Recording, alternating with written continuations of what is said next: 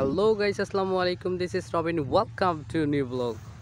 আজকে এসেছি সেই বগুড়া থেকে হিলিতে। বগুড়া থেকে কোথায় এসেছি? হিলিতে। কাদের বাসায় আসছি আমি? নীরবদের বাসায়। হ্যালো বলে দাও। হ্যালো। এই তোমাকে দেখা যাচ্ছে না? Hello hello. তো আমার এই ছোট ভাইকে কি কয় ভালো মতন সাপোর্ট করবো। আচ্ছা, আর কিছু বলবা? এত সুন্দর পরিবেশ, অনেক সুন্দর লাগতেছে। তো আসলে আমি মাঝে মাঝে আপনাদের জন্য ভিডিও তৈরি করি, শুধুমাত্র আপনাদেরকে দেখানোর জন্য। এত সুন্দর লোকেশন। হয়তো বা যারা শহরে থাকেন তারা অনেকটাই মিস করেন গ্রাম্য পরিবেশটাকে। তো আমি তাদের জন্য অ্যাকচুয়ালি ভিডিও করে থাকি। তো এখানে হচ্ছে আমি অনেক মাটির বাড়ি দেখলাম, তো আমি ওইগুলো আপনাদেরকে দেখাবো। শুধু মাটির বাড়ি তা না, সাথে হচ্ছে মাটির দুতলা বাড়িও আছে, অনেক সুন্দর। আর অবশ্যই আপনাদেরকে হিলি বর্ডার্সটা দেখাবো। তো আপাতত এই গ্রামের পরিবেশটা দেখুন, অনেক সুন্দর।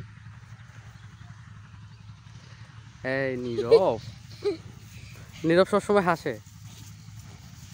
ব্যাপারটা কি নীরব? ব্যাপারটা কি, তুমি যে মোটু তাই জন্য লাইভে সারা দিছো। তুমি যে মোটু, তুমি কিন্তু এখানে যেটা বলবা আমি কিন্তু এটা লাইভে আছি কিন্তু, বুঝছো? আচ্ছা তুমি আমার ক্যামেরা দাও। কেন দিব? আচ্ছা তুমি কথা না তুমি। আচ্ছা, একটা মজার গল্প শোনাও। তোমাদের এলাকার একটা মজার গল্প শোনাও। আমি গল্প জানি না। তাই? তোমাদের এলাকার সবচেয়ে বিখ্যাত ফল কি? ফল? হ্যাঁ, সবচেয়ে বেশি পাওয়া যায় কোনটা? এখানে বেশি পাওয়া যায় চুরি করলে আম। চুরি করে আম পাওয়া যায়? বেশি। মানে গাছগুলো অনেক ছোট ছোট, সবাই ছিঁড়তে পারে সহজেই না? অনেক আমের আম খাই। আচ্ছা, প্রতিদিন আম খাও? মানে তার মানে ওর থেকে চুরি হয়। এই যে এখান থেকে চুরি হয়? মানে প্রতিদিন ওইখান থেকে একদিন হয়েছিল, তারপর ওইখান থেকে আমাদের গাছ ছিল সবাই।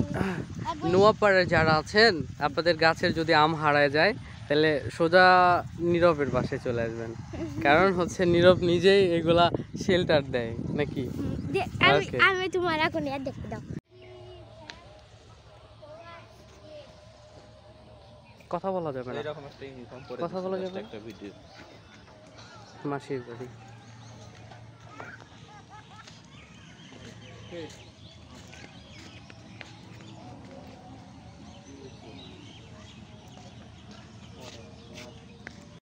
কি বাসন মাজে সবই দেখায়।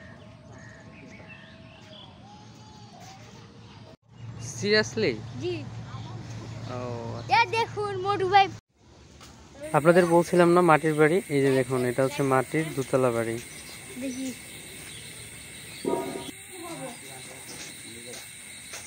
অনেক আম ধরেছে, কৃষকরা সবাই সোনালী ফসল ঘরে তুলতেছে। তো দেখুন কত সুন্দর লাগতেছে। দেখুন তারা মাথায় করে কতগুলা ধান একসাথে নিয়ে যাচ্ছে। আমরা কখনোই এগুলো পারবো না।